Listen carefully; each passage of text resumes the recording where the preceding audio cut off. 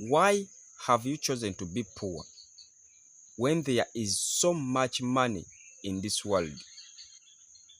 How to make money, episode 2.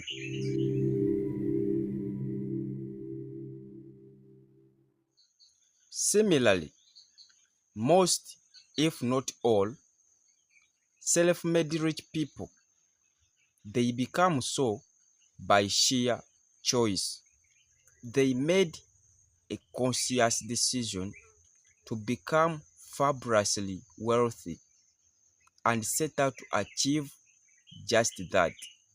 They choose to awaken the millionaire within them. You can too. Just think Obama. Now I know exactly what's going through your mind. How could I even remotely suggest that?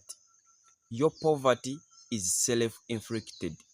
When you have done all there is to do and yet still sinking deeper into poverty, you have tried business, working at jobs, gambling, sports betting, and every known trick in the book, and there isn't much doing, still wallowing in poverty.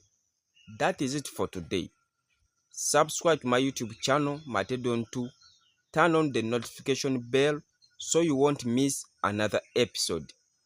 We meet tomorrow for episode 3. I wish you success. I believe in God.